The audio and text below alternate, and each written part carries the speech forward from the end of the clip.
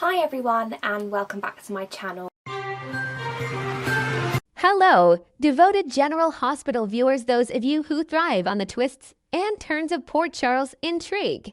As the week of November 10th to 14th unfolds, a dark cloud hangs over the Quartermaine patriarch, Ned Quartermaine. Fresh spoilers hint at a harrowing medical crisis that could upend his world, possibly tied to a sinister poisoned food plot gone awry.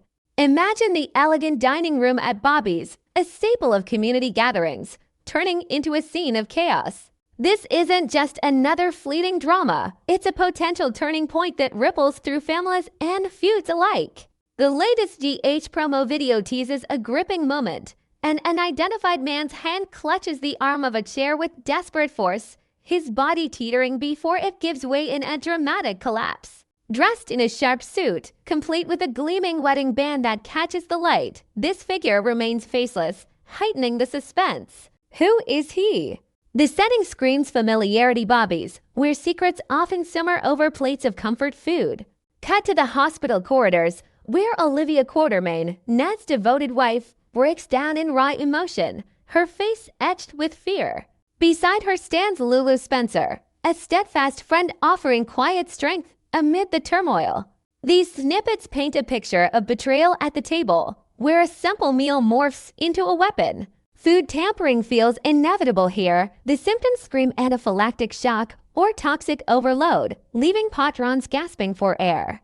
Ned, with his polished demeanor and history of navigating corporate battles, seems an unlikely victim in this quaint spot unless he's collateral in a larger scheme.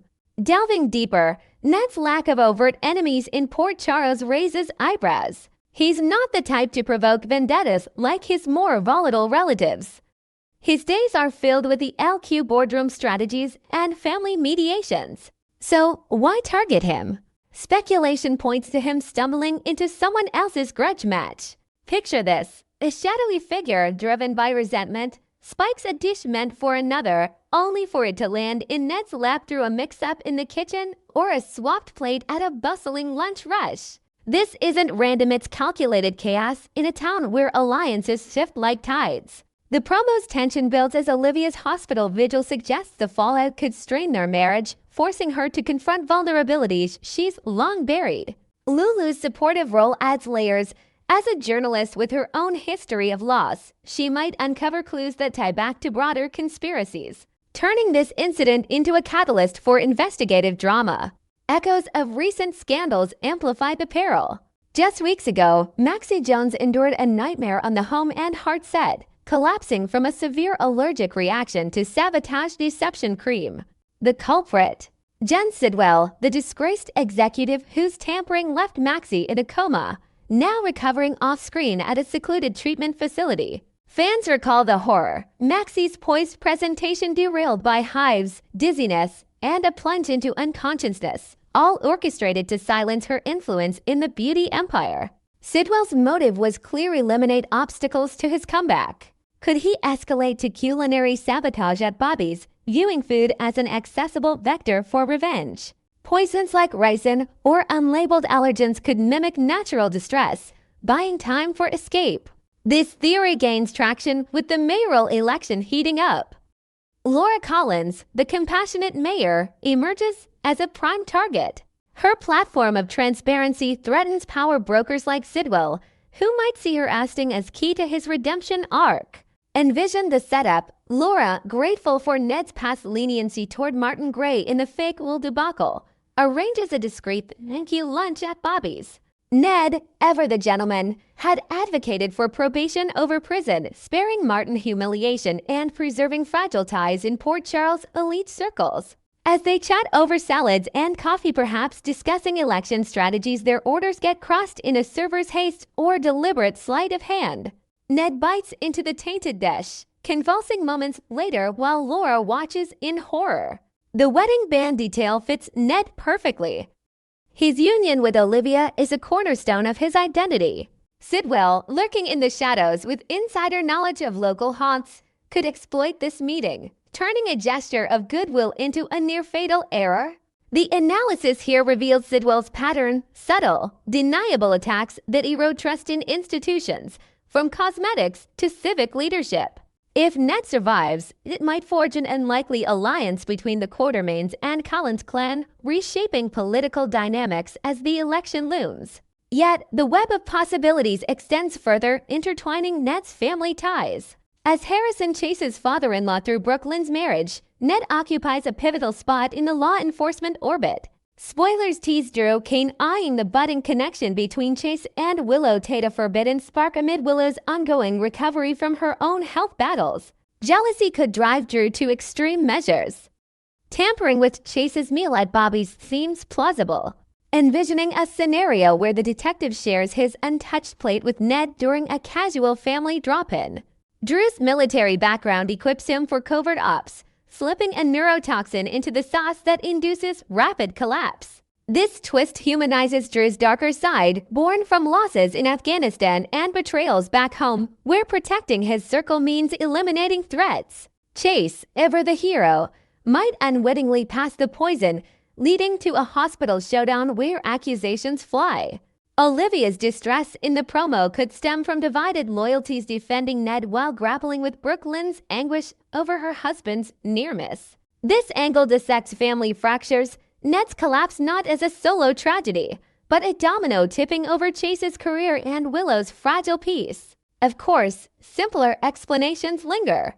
What if Ned's episode stems from a freak allergy unrelated to malice? Port Charles diner fare, while beloved, occasionally harbors cross-contaminations nuts in a sauce, shellfish in a hidden ingredient triggering his downfall without foul play.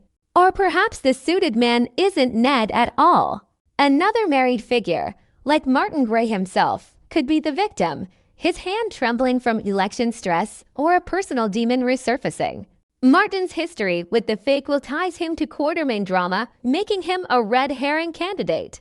The promo's ambiguity fuels this. No face, just symbols of stability crumbling. Regardless, the week's chaos promises ripple effects, alliances tested, secrets unearthed, and Port Charles' underbelly exposed. Next! This week, from November 10th to 14th, the spotlight falls on a tangled web of loyalty, suspicion, and simmering envy that could unravel lives. At the center is Drew Kane, the determined congressman whose devotion to his fiancée, Willow Tate, might push him toward ruthless actions. With Willow behind bars at Pentonville, accused in a shocking shooting, her growing closeness with Harrison Chase, a dedicated cop, and her former flame ignites a fire in Drew's eyes. Could this jealousy spark a calculated plot to dismantle Chase's career? Let's dive into the unfolding drama that's got fans on the edge of their seats. Willow's prison ordeal and Chase's comforting visits. Life inside Pentonville has taken a visible toll on Willow Tate, the resilient nurse turned prime suspect in the attempted murder of her own fiancé Drew. The stark, unforgiving walls of the prison have worn her spirit thin, leaving her looking more vulnerable than the fierce woman Port Charles once knew. In a poignant scene from the weekly promo, Harrison Chase arrives for what seems like a routine visit, but it quickly evolves into something deeply personal. He reaches out, clasping her hand in a gesture meant to steady her amid the chaos of false accusations and isolation. Their fingers intertwine, a silent promise of support, as their eyes lock in a moment of unspoken understanding. This isn't just a friendly check-in, it's a lifeline for Willow, who faces not only the rigors of incarceration, but also the emotional weight of being torn from her family and the men she loves. Chase's visits aren't a one-off occurrence. As Dante Falconderi's voiceover reveals in the promo, the detective has made the trip to Pentonville 3 times since Willow's arrival, each visit chipping away at the professional boundaries expected of a police officer. This frequency raises eyebrows, especially given the high stakes of Willow's case. She's not just any inmate. Her alleged role in shooting Drew has the entire Port Charles Police Department walking on eggshells. Anna Devane, the no-nonsense police commissioner, has already pulled Chase aside for a stern warning. She cautions him that his belief in Willow's innocence could jeopardize the integrity of the investigation. Chase insists he's playing by the rules, no bribes, no tampering with evidence, but his emotional investment is palpable.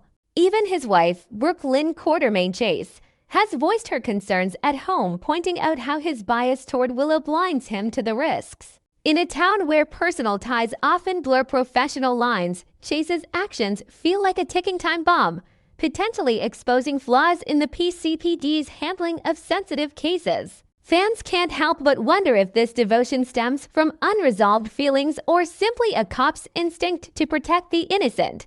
But either way, it's drawing unwanted scrutiny. Drew's fiery reaction and the seeds of vengeance. Enter Drew Kane, the battle-hardened congressman who's channeling every ounce of his political savvy into clearing Willow's name. He's pulling strings in Washington and Port Charles alike, lobbying for evidence that could spring her from Pentonville and restore her freedom. Yet, amid this noble crusade, a darker emotion brews: jealousy. The promo cuts sharply to Drew's face, twisted in barely contained rage, as he processes the image of Willow and Chase's intimate hand-holding. It's a visceral reaction, one that underscores how deeply Drew's world revolves around Willow. To him, this isn't a fleeting moment of comfort. It's a betrayal, a crack in the foundation of their engagement. Drew's obsession with Willow is no secret. It's the kind of fierce protectiveness that has defined his character through wars, corporate battles, and family feuds. He won't lash out at her, the woman he's fighting to save. Instead, his fury fixates on Chase, the interloper who's overstepping as both a cop and a married man. This selective rage highlights Drew's strategic mind. He's not one to let emotions cloud his judgment for long. In past storylines, we've seen him navigate high-stakes deceptions with the precision of a chess master, from his time in the Navy to his corporate showdowns at the LQ. Here, that same cunning could turn destructive. Imagine Drew, ever the quick thinker, stumbling upon this scene perhaps through a tip from a well-placed ally or a chance glimpse via security footage. The sight of their intertwined hands would sting like salt in a wound, fueling a plan that's equal parts personal vendetta and calculated strike. Potential schemes, from photos to career sabotage. What might Drew's retaliation look like? The possibilities are as dramatic as they are devastating, painting a picture of chaos that could ripple through Port Charles. One tantalizing scenario involves Drew capturing the moment on his phone, a candid shot of Willow and Chase in that compromising pose. As a public figure, Drew has access to media contacts and social platforms that could amplify the image overnight. Leaking it to the press or posting it anonymously online wouldn't just embarrass Chase. It would portray him as unprofessional, breaching conduct codes for law enforcement, holding hands with a suspect. That's fodder for headlines screaming conflict of interest, especially with Anna's prior warnings hanging over the department. The fallout could be swift: an internal affairs probe, suspension, or outright dismissal from the PCPD, stripping Chase of the badge he's fought so hard to reclaim after past scandals. But the damage wouldn't stop at work. Chase's marriage to Brooklyn, already strained by her worries over his Willow fixation, could fracture under the public glare. Brooklyn, the sharp-tongued Quartermain heiress with her own history of media battles, might see this as the final straw, questioning if Chase's loyalty lies elsewhere. Their union, built on mutual respect and shared vulnerabilities, thrives on trust, something a leaked photo could shatter irreparably. Drew, aware of these dynamics from his insider knowledge of Port Charles society, might even time the reveal to maximize personal pain, perhaps during a vulnerable moment for the couple. This isn't mere speculation. The promo's deliberate inclusion of Dante's line about Chase's repeated visits feels like classic General Hospital foreshadowing. The show has a long tradition of using voiceovers to hint at brewing storms, much like the intricate plots that toppled the Casadines or exposed the Corinthos empire. Drew's jealousy aligns with his character's arc of moral ambiguity. He's done questionable things for love before, from identity swaps to risky alliances. If he pursues this path, it could force a deeper exploration of themes like blind devotion and the cost of vengeance. Chase, for his part, embodies the conflicted hero, a cop torn between duty and heart, whose choices might cost him everything. As the week unfolds, viewers will watch breathlessly to see if Drew's radar locks onto Chase, turning a simple visit into a catalyst for professional ruin and personal heartbreak. In Port Charles, where secrets never stay buried, one jealous glance could ignite an inferno. Next, As the mayoral election heats up, whispers of forbidden experiments in Henry Hank Dalton's secluded college campus lab are reaching a fever pitch. For months, curious minds have circled this enigma, but now, intrepid duo Emma Scorpio Drake and Giovanni Gio Palmieri are on the verge of shattering the silence. Their bold infiltration promises revelations that could upend lives, blending triumph with terror in ways no one anticipates. The relentless pursuit, Emma and Gio's high-stakes break-in. Emma and Gio's quest to breach Dalton's lab has felt like an eternity, marked by dead ends and narrow escapes that only fueled their determination. Picture this: the lab, tucked away in the shadowy corners of Port Charles University, has long been a fortress of secrecy, guarded by advanced security and Dalton's unyielding vigilance. Emma, with her sharp intuition honed from years of navigating her family's espionage-tinged legacy, has led the charge. While Gio's street-smart agility and unwavering loyalty make him the perfect partner in this covert operation. Their breakthrough hinges on a daring heist theft of Britt Westburn's key fob, a digital pass that unlocks not just doors, but a Pandora's box of potential horrors. What elevates this plotline is the unexpected alliance forming around them. Charlotte Casadini, ever the resourceful young schemer with her own tangled family history, steps up as a key ally. Her involvement adds layers of intrigue. After all, the Casadines are no strangers to hidden agendas and moral gray areas. Charlotte's plan involves a sleight of hand during a casual encounter with Britt, perhaps at a bustling campus event where distractions abound.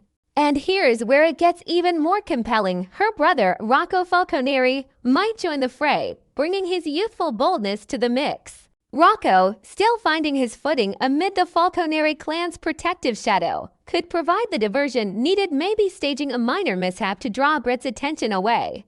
This sibling teamwork not only heightens the tension, but also explores themes of family bonds tested by secrecy, a recurring motif in General Hospital's rich tapestry. Yet, not every attempt goes smoothly. Earlier efforts by Gio to snag the fob solo ended in frustration, leaving him dejected but undeterred. Imagine Gio's internal conflict. His admiration for Britt's resilience clashes with the urgency of their mission, creating a moral tightrope. Undaunted, he presses on, potentially looping in Charlotte for a more coordinated strike. By the time the fob slips into their hands, the stage is set for the ultimate distraction, the mayoral debate on November 11th. As candidates clash in heated rhetoric under the glare of spotlights, Emma and Gio slip away, hearts pounding, into the lab's dimly lit corridors. The air thickens with anticipation. Security cameras flicker, alarms remain silent, but the weight of the unknown presses in.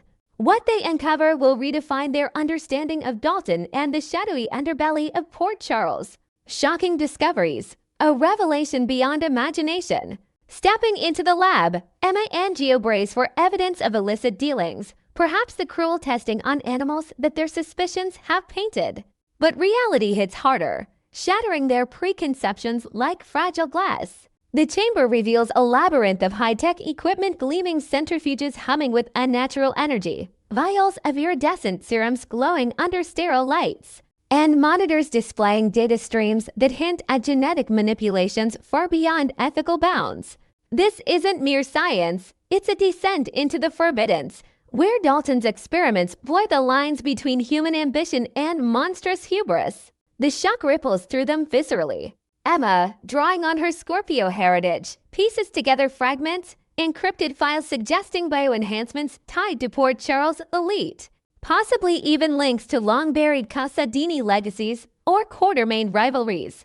Gio, more action-oriented, recoils at the sight of containment units holding what appear to be hybrid specimens, creatures that defy nature, their forms twisted by Dalton's relentless pursuits. This discovery isn't just disturbing, it's a catalyst for deeper analysis of Dalton's character. Is he a visionary driven mad by genius, or a pawn in a larger conspiracy orchestrated by unseen forces in the city? The lab's walls, adorned with faded blueprints and scribbled notes, whisper of months-long isolation, hinting at Dalton's personal demons, perhaps a lost loved one fueling his obsession with immortality or control. As the duo processes this nightmare, panic erupts elsewhere. Britt Westburn, sensing the breach through a silent alert on her device, bolts from the debate sidelines. Her face pales, memories of her own checkered past in medical ethics flooding back. In a twist of desperation, she enlists Jason Morgan, the enigmatic enforcer whose loyalties run deep but unpredictable. Jason's involvement injects raw intensity. His no-nonsense approach could either contain the fallout or escalate it into a full-blown crisis. Britt's race to the lab underscores the stakes whatever Emma and Gio have found threatens not just Dalton, but the fragile balance of power in Port Charles. Escalating chaos, Dalton's fate, and the election's shadow. The drama doesn't end with the break-in. On November 12th, a cataclysmic event engulfs Dalton, potentially sealing his doom before salvation arrives. Envision the scene. Alarms finally blare as containment fails, releasing volatile elements from the lab's core. Dalton, cornered amid his creations, faces a reckoning, maybe a self-inflicted exposure to his own serum, leading to a harrowing transformation, or an external force closing in to silence him. This moment pivots the storyline, forcing Emma and Gio to choose between exposure and evasion, while Britt and Jason navigate the chaos to extract survivors. Port Charles itself becomes a pressure cooker. The mayoral election, already a battleground of scandals and alliances, now orbits the lab's revelations. Candidates scramble as leaks threaten to surface, tying Dalton's work to political machinations, perhaps funding from shady donors or experiments aimed at influencing voter behavior through subtle manipulations. This integration weaves the lab into the city's pulse, amplifying General Hospital's signature blend of personal stakes and communal upheaval. While twists loom, betrayals from within the group, unexpected heroes emerging, and moral dilemmas that test loyalties. In this saga, the lab stands as a metaphor for unchecked ambition, echoing the show's history of scientific overreach from the waterworks to the Casadini Ice Princess saga. Fans, what dark truths do you suspect lurk in Professor Dalton's domain? Will this build-up deliver the explosive payoff we've craved, or ignite a firestorm that reshapes Port Charles forever? Thanks for watching, guys. See you soon. Bye.